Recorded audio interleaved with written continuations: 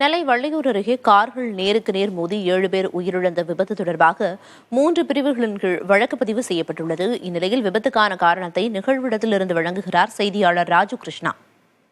நெல்லை மாவட்டம் தளபதி சமுத்திரம், அதாவது வள்ளியூர் அருகே உள்ள தளபதி சமுத்திரத்தில் நேற்று மாலை 2 கார்கள் மோதி ஒரே குடும்பத்தை சேர்ந்த 6 பேர் உட்பட 7 பேர் பலியாகியிருக்கின்றனர். இந்த சோகமான சம்பவம் எப்படி நடந்தது என்பது குறித்து நாம் பார்க்கலாம். அதாவது கன்னியாகுமரி மதுரை தேசிய நெடுஞ்சாலை பகுதியில் மிக முக்கியமான பகுதி இது ஆகும். இந்த சாலையில் எப்போதுமே கார்கள் அதிக அளவில் வந்து செல்லும், வேகமாக செல்லக்கூடிய பகுதியாகும். இப்போது நாம் நிற்கக்கூடிய பகுதியில் தேசிய நெடுஞ்சாலை பகுதி. இந்த தேசிய நெடுஞ்சாலையில் ஒரு வளைவு மற்றும் சிறிய மேடு பகுதி உள்ளது. அதிவேகமாக வரக்கூடிய கார் இந்த பகுதிக்கு வரும்போது சரியான கவனத்துடன் ஓட்டினால் மட்டுமே விபத்து என்பது ஏற்படாமல் இருக்கும். நேற்று நடந்தது என்னவென்றால், மதுரையிலிருந்து இங்கு நெல்லை நோக்கி நாகர்கோவில் நோக்கி வந்து கொண்டிருந்த காரானது அதிவேகமாக வந்திருக்கிறது. அந்த கார் ஓட்டுநர் சிறிது கண் அசந்ததாகவும் அதனாலேயே இந்த விபத்து நடந்தது என்று போலீசாரின் முதல் கட்ட தகவல்கள் நமக்கு தெரிவிக்கின்றன. அந்த கார் இந்த பகுதியில் இருந்து எதிர் திசையில் வந்த கார் மீது மோதி அந்த காரில் இருந்த ஒரே குடும்பத்தை சேர்ந்த 6 பேர் மிக பரிதாபமாக இறந்திருக்கின்றனர். இது குறித்து அந்த பகுதியில் இருந்து மீட்பு பணி செய்த சிதம்பர குமார் என்பவர் நம்மோடு இருக்கிறார். அவரிடம் இது குறித்து விசாரிக்கலாம்.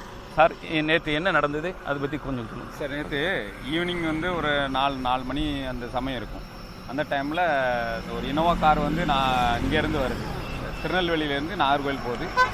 நாகர்கோவிலேருந்து திருநெல்வேலி நோக்கி இன்னொரு கார், ஸ்விஃப்ட் கார் வருது.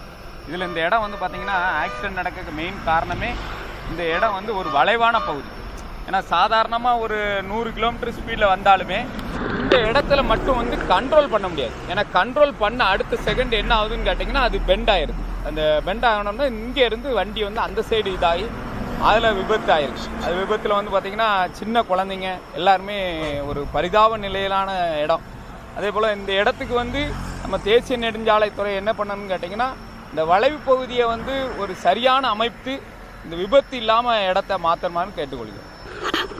அதாவது இந்த பகுதியில் அடிக்கடி விபத்து ஏற்படுவதால் இந்த பகுதியில் தேசிய நெடுஞ்சாலைத்துறையினர் உடனடியாக ஆராய்வு செய்து அந்த விபத்து ஏற்படாத வண்ணம் சாலைகளை மாற்றி அமைக்க வேண்டும் என்ற கோரிக்கை உள்ளது. அதுபோக இந்த பகுதியில் மேம்பாலம் ஒன்றும் அமைத்து கொடுக்க வேண்டும் என இந்த பகுதி மக்களும் கோரிக்கை விடுத்துள்ளனர். ஆகவே விபத்து குறித்து ஆராய்வது மட்டுமல்லாமல் விபத்தை தடுப்பதற்கு உரிய நடவடிக்கை எடுக்க வேண்டும் என கோரிக்கை எழுந்துள்ளது. புதிய தலைமுறைக்காக தளபதி சமுத்திரத்திலிருந்து ராஜு கிருஷ்ணா.